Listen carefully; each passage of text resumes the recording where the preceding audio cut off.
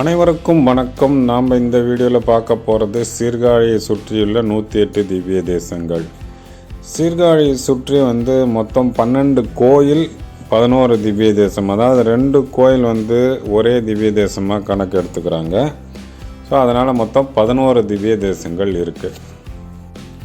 இந்த திவ்ய தேசங்களை பார்க்குறதுக்கு நீங்கள் கார் வச்சுருந்தாலும் ஒரு கைடு வச்சுக்கிறது தான் பெட்டர். ஏன்னா இங்கே ஒரே பட்டர் தான் 2-3 கோயிலுக்கு பூஜை பண்ணுறாங்க. அதனால் எந்த பட்டர் எந்த கோயிலில் இருப்பார், எப்போ திறப்பாங்க, இதெல்லாம் கைடுக்கு தான் தெரியும். ஏன்னா கைடு இந்த பட்டர் நம்பர்லாம் வச்சுருக்காங்க. ஸோ அவங்க கோஆர்டினேட் பண்ணி நம்மளை கூட்டின்னு போயிடுவாங்க. ஸோ நான் கைடோட நம்பர், ஆட்டோ நம்பர் எல்லாமே கொடுத்துருக்கேன். எல்லாமே கொஞ்சம் காஸ்ட்லியாக தான் இருக்குது. ஆட்டோவில் நீங்கள் டைரெக்டாக அவரே கூட்டின்னு போனார் அப்படின்னா கொஞ்சம் கம்மியாக இருக்கும். அது நம்ம பேசிக்கிறத பொறுத்து.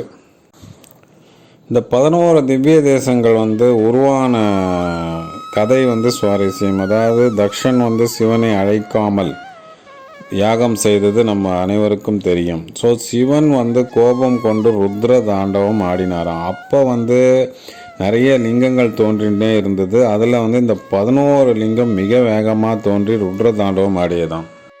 இதனால் உலகத்துக்கு பேரழிவு ஏற்படும் என்று நினைத்த விஷ்ணு அங்கு பிரசன்னமாகி சிவனுடைய ருத்ர தாண்டவத்தை சாந்தப்படுத்தினார். அதாவது பரமபதநாதனாக அவதரித்தார் விஷ்ணு.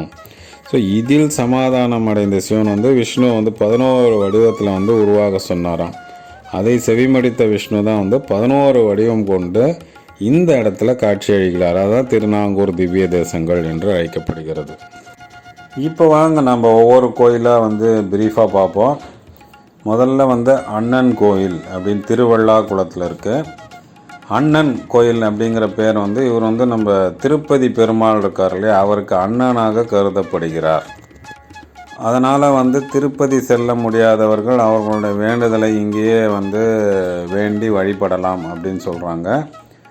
இங்கே திருமங்கை ஆழ்வார் 10 பாசுரங்களை பாடியிருக்காருங்க. அது பெரிய திருமொழி அப்படின்னு அழைக்கப்படுகிறது.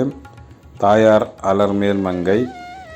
இந்த கோயிலுக்கு ஒரு சின்ன கதை உண்டு. அதாவது துண்டுமாறன் அப்படிங்கிற ஒரு ராஜாவுக்கு ஸ்வேதன்னு ஒரு பையன் இருந்தானா. அவன் 9 வயசுலேயே மரணித்து விடுவான் அப்படின்னு ஒரு சாபம் இருந்தது. ஸோ அதனால் இந்த மன்னன் இங்கு தவம் இருந்து வேண்டியதினால் இங்கு பெருமாள் தோன்றி அந்த மகனுடைய வாழ்வை நீட்டித்தார் அப்படின்னு சொல்கிறாங்க. அதனால் இங்கே துர்மரணங்கள் அப்படிங்கிறது நிகழாமல் நம்ம வாழ்க்கையில் இருக்க இந்த பெருமாள் அருள்வாளிப்பார் அப்படின்னு சொல்கிறாங்க. அடுத்து நாம் பார்க்க போகிறது திரு புருஷோத்தமன் கோவில். இங்கே தாயார் புருஷோத்தமன் நாயகி. இங்கே திருப்பார்கடலையே திருமால் கொண்டு வந்ததாக சொல்லப்படுகிறது. அது எதனாலங்கிறத கதையை இப்போ பார்ப்போம். இந்த புருஷோத்தமன் கோயில் திருவான் புருஷோத்தமன் என்று அழைக்கப்படுகிறது. இது அண்ணன் கோயிலிருந்து 3 கிலோமீட்டரில் இருக்குங்க. இத்தலத்தில் வியாக்கரபாதர் தினமும் அதாவது முனிவர் வியாக்கரபாதர் அப்படிங்கிற ஒரு முனிவர் தினமும் எம்பெருமாளுக்கு பூ பறித்து மாலை தொடுத்து அணிவிப்பாராம். அப்போ ஒரு நாள் அவர் பூ பறித்து கொண்டு மாலை அணிவிக்கிற நேரத்தில் குழந்தை, அவருடைய குழந்தை உபமன்யுவை வாசல்லே விட்டுட்டு உள்ளே போயிருக்கார். அப்போ அந்த குழந்தைக்கு மிகுந்த பசி எடுத்து ரொம்ப அழ ஆரம்பிச்சிடுச்சான். அந்த அழுகை எம்பெருமான் காதில் விழுந்து அவர் இங்கு திருப்பார் கடலையே உருவாக்கி அன்னை புருஷோத்தம் நாயகி அந்த குழந்தைக்கு பால் கொடுத்ததாக சொல்லப்படுகிறது. அதாவது நாம் திருஞான சம்பந்தருக்கு பார்வதி தேவி உமையால் பால் கொடுத்த வரலாறு கேட்டிருப்போம். அந்த மாதிரி இங்கு பெருமாள் பெருமாளுடைய நாயகி புருஷோத்தம நாயகி பால் கொடுத்ததாக சொல்கிறார்கள். அடுத்து நாம் பார்க்க இருப்பது 3வது திருக்கோயில். இது செம்பொன்சை கோயில் என்று அழைக்கப்படுகிறது. இங்கு இருக்கிற தாயார் பெயர் அல்லி மாமலர் நாச்சியார்னு பெயர். இத்திருத்தலத்திற்கு செம்பொன்சை அப்படிங்கிற பேர் எதனால் வந்தது அப்படின்னா, ராமர் லங்கையிலிருந்து அயோத்தியாவுக்கு போகும்போது, அதாவது ராவணனை வதம் செய்துவிட்டு அயோத்தியாவுக்கு போகும்போது இந்த இடத்துக்கு வந்தாராம். அப்போ அவருடைய பிரம்ம ஹத்தி தோஷம் போக்க முனிவர் ஒருவர் இங்கே நீ தவம் செய்ய வேண்டும் அப்படின்னு சொல்லியிருக்காரு. அப்போ வந்து ராமர் வந்து இங்கே பொன்னினால், அதாவது கோல்டில் வந்து ஒரு பெரிய பசுமாடு செய்து அதனுள் 4 நாட்கள் தவம் இருந்தாராம். தவம் இருந்து அவருடைய பிரம்மஹத்தி தோஷத்தை போக்கிக் கொண்டு 5ஆவது நாள் அந்த தங்க மாட்டை வந்து ஒரு அந்தனருக்கு கொடுத்துட்டாராம் தானமாக. ஸோ அந்த அந்தனர் அந்த மாட்டை, தங்க மாட்டை விட்டு இந்த கோயிலுக்கு வந்து கூரைகள்லாம் கட்டி பொன்னால் கூரை கட்டினார் என்று சொல்லப்படுகிறது. அதனால தான் இந்த இடத்துக்கு செம்பொன் செய் அப்படியே பெயர் வந்திருக்கிறது. இத்திருத்தலம் வந்து பேரருளாளன் அப்படிங்கிற பெயரோடையும் பெருமாள் விளங்குகிறார். அந்த பெயர் காரணம் வரத்துக்கு காரணம் என்ன அப்படின்னா, காஞ்சிபுரத்தில் ஒரு காஷ்யபான்ற ஒரு அந்தனர் வந்து வாழ்ந்து கேட்டிருக்கார். அதாவது நல்ல வசதியோடு இருந்து எல்லாமே அழிஞ்சு போய் வாழ்ந்து கேட்டு இங்கே வந்து எம்பெருமானை வேண்டி 32,000 தடவை அக்ஷாட்சரம், அதாவது ஓம் நமோ நாராயணாய 3 நாளில் சொல்லி முடித்தாராம். இதை மெச்சிய எம்பெருமான் அவருக்கு வந்து தோன்றி அவர் இழந்த வசதிகளை எல்லாம் திரும்பி கொடுத்தாராம். அவர் காஷ்யபா இங்கேயே தங்கி பெருமாளுக்கு அதுக்கப்புறம் பர்மனண்ட்டாக கைங்கரியம் செய்திருக்கிறார். ஸோ அதனால் வந்து இப்பெருமானை வந்து நாம் போய் வேண்டி மனமுருகி வேண்டினால் நம்ம இழந்த செல்வங்களை திரும்ப பெறுவோம் என்பது ஐதீகம். அடுத்து நாம் பார்க்க இருக்கிறது அரிமே விண்ணகரம் குடமாட கூத்தன் என்ற திருத்தலம். இந்த தலத்திற்கு அரிமேய விண்ணகரம் குடமாட கூத்தன் அப்படின்னா நிறைய பேர் இருக்குது. ஒவ்வொன்றுக்கும் ஒரு காரணம் சொல்கிறாங்க. இத்தலத்தில் வந்து ஒரு எம்பெருமான் அமர்ந்த கோலத்தில் இருந்து தரையில் வந்து அமர்ந்த மாதிரி வெண்ணெய் பானையில் வந்து கால் வச்சிருக்கிற மாதிரி அமைச்சிருக்காங்க. ஸோ கிருஷ்ணரே இங்கே இருக்கிறதா ஐதீகம். கோவர்தனகிரி அப்படிங்கிற மலையை தூக்கி அவர் கொடையாக பிடிச்சி ஆடினார் இல்லையா, ஸோ அதையும் ஒரு காரணம் காட்டி குடமாடு கூத்தன் என்று இங்கே அழைக்கிறார்கள் என்று சொல்கிறார்கள். இந்த அரிமேய விண்ணகரம் திருத்தலத்துக்கு ஸ்தல வரலாறு கொஞ்சம் பெருசாக தாங்க இருக்குது. அதை சொல்கிறேன் கேளுங்க. ஆனால் ரொம்ப இன்ட்ரெஸ்டிங்காக இருக்குது. இங்கே வந்து உதங்க முனிவர் அப்படிங்கிறவர் வந்து வைதர் அப்படிங்கிறவர்கிட்ட வந்து சின்ன வயசுலேருந்தே வேதம் கற்றுன்ட்ருக்கார். வேதங்கள்லாம் கற்று முடிச்சுட்டு குரு தர்ஷனம் என்ன வேணும் அப்படின்னு கேட்டப்ப குருவோட மனைவி வந்து எனக்கு வந்து இந்த நாட்டு அரசி அணிந்திருக்கிற குண்டலங்கள் வேணும் அப்படின்னு கேட்டிருக்காங்க.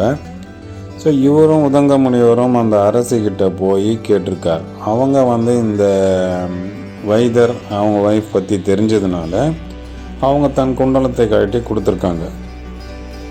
இதை எடுத்துக்கொண்டு திரும்ப வந்து கொண்டிருந்த உதங்க முனிவர் வந்து வழியில் மிகவும் பசி தாகம் எடுத்திருக்கு. அப்போ வந்து வழியில் வந்து ஒரு இடையனை பார்த்துருக்கார்.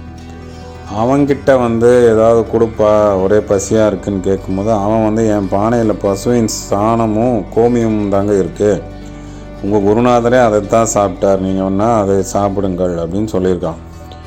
உடனே இவர் வந்து நம்ம குருநாதனே இதை சாப்பிட்ருக்காரு அப்படின்னு சொல்லிட்டு அதையே வென்றிருக்கார். இந்த மாதிரி பசி மயக்கத்தில் அவர் சாப்பிட்டுட்டு இருக்கும்போது அவர் கமண்டலத்தை கீழே வச்சுட்டு சாப்பிட்ருக்கார். அப்போ தட்சன் அப்படிங்கிற வந்து அவன் கமண்டலத்தை எடுத்துகிட்டு உள்ள காட்டுக்குள்ளே ஓடிடுறான். இதை பார்த்த முனிவர் ரொம்ப வருத்தப்பட்டு அந்த இடையன்கிட்ட போய் இதுக்கு என்னப்பா பண்ணலாம் அப்படின்னு கேட்டிருக்காரு. அதுக்கு அவன் வந்து நீங்கள் அந்த தூரத்தில் ஒரு குதிரை நிற்கிது பாருங்கள், அவர்கிட்ட போய் கேளுங்க அப்படின்னு சொல்லும் போது உதங்க முனிவர் வந்து அங்கே போய் கேட்டிருக்கார். அப்போ அங்கே இருக்கிற குதிரை மேலே இருந்தவர் வந்து நான் உங்களுக்கு ஹெல்ப் பண்ணுறேன் அப்படின்னு சொல்லிவிட்டு இவரையும் கூட்டிகிட்டு போய் காட்டுக்குள்ளே போயிருக்காரு. காட்டுக்குள்ளே போய் ஒரு புதர்கிட்ட இருந்து அந்த குதிரைக்கு வந்து நீ அக்னியை வந்து உமிழ் அப்படின்னு ஆணையிட்டிருக்கார். அந்த குதிரை வந்து அக்னியை உமிழ்ந்து தான். அப்போ வந்து தட்சன் வெளியில் வந்து அந்த கமண்டலத்தை முனிவர்கிட்டயே கொடுத்துட்டு போயிடுறான். முனிவரும் அவருக்கு வந்து குதிரையில் இருந்தவருக்கு ரொம்ப நன்றி சொல்லிவிட்டு குருநாதரை பார்க்க வந்திருக்கார். குருநாதர்கிட்ட நடந்த விஷயங்களை சொல்லியிருக்காரு.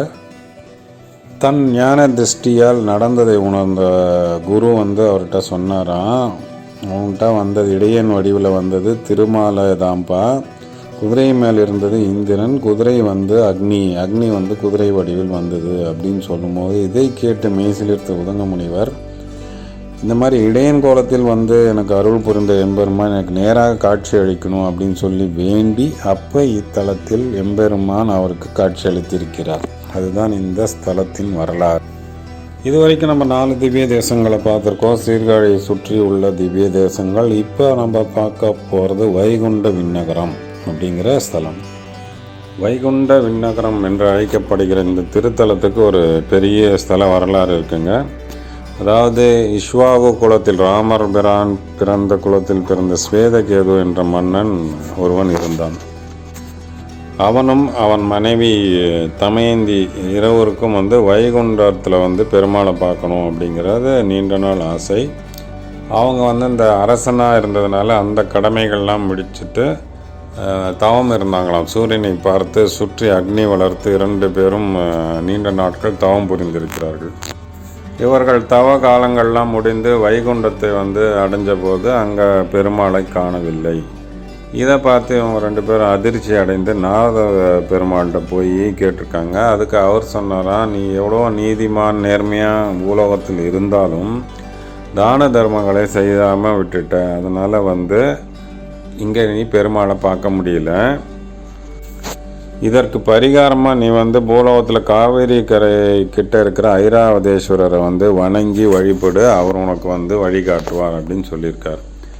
அதுபடி கேட்டு இவங்க 2 பேரும் ஐராவதேஸ்வரரை வணங்க, அவர் நானும் பெருமாளை பார்க்க தான் காத்திருக்கேன், நம்ம 3 பேருமே தவம் செய்வோம் என்று சொல்லியிருக்கார். அப்போ உதங்க முனிவரும் இவங்களோட சேர்ந்திருக்கார். இவங்க 4 தவம் செய்திருக்கிறார்கள்.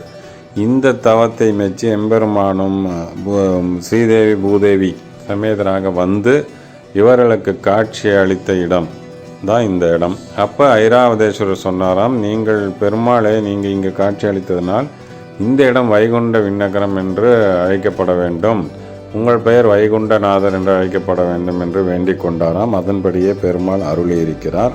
ஸோ இந்த திருத்தலத்தில் இவர் வைகுண்டநாதர், தாயார் வைகுண்டவல்லி. ஸோ இதுதாங்க ஸ்தல வரலாறு. இதை பார்த்து கொண்டிருக்கும் நேயர்கள் ஒன்று கவனிக்கணும், இந்த ஸ்தல வரலாறு ஒரே கோயிலுக்கு 2-3 ஸ்தல வரலாறும் சொல்லப்படுகிறது. ஸோ நாம் அதிலிருந்து ஒன்று எடுத்து நாம் அதை சொல்லியிருக்கோம். சீர்காழியில் உங்களுக்கு பெருசாக ஹோட்டல்ஸ்லாம் கிடையாது, சாய்ஸஸ் ரொம்ப கம்மி. நாங்கள் சோழா இன் அப்படிங்கிற ஹோட்டலில் தங்கினோம். ஏன்னா அது சட்டைநாதர் கோயிலுக்கு மிக மிக அருகில் இருக்குது. நடந்தே போகக்கூடிய டிஸ்டன்ஸ் 200 மீட்டர் 250 மீட்டர்லேயே இருக்குது. நீங்கள் இந்த ஹோட்டலில் தங்கும் போதே தெரியும், பின்னாடி ருத்ரம் அந்த மந்திரம்லாம் கோயிலிருந்து நாங்கள் உங்களுக்கு காலங்காலத்தில் கேட்கும்.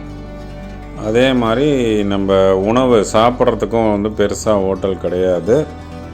சின்ன பிள்ளைன்னு ஒரு ஹோட்டல் இருக்குது, மங்கள விலாஸ்னு ஒரு ஹோட்டல் இருக்குது, வசந்தம்னு ஒரு ஹோட்டல் இருக்குது. ஸோ இந்த 3 ராத்திரி மூடிடுவாங்க. இந்த 2 மூடிடுவாங்க, வசந்தம் மட்டும் ராத்திரி இருக்கும். ஸோ இதெல்லாம் சீர்காழியில் நம்ம கவனித்து கொள்ள வேண்டிய விஷயங்கள். இந்த சீர்காழி நாகூர் திவ்ய தேசங்களில் இது பார்ட் 1. ஸோ இதில் நம்ம 5 கோயில்களை பார்த்துருக்கோம். நம்ம அடுத்த பார்ட்டில் மிச்சமுள்ள 6 கோயில்கள், அதோடைய ஸ்தல வரலாறு எல்லாத்தையும் பார்ப்போம்.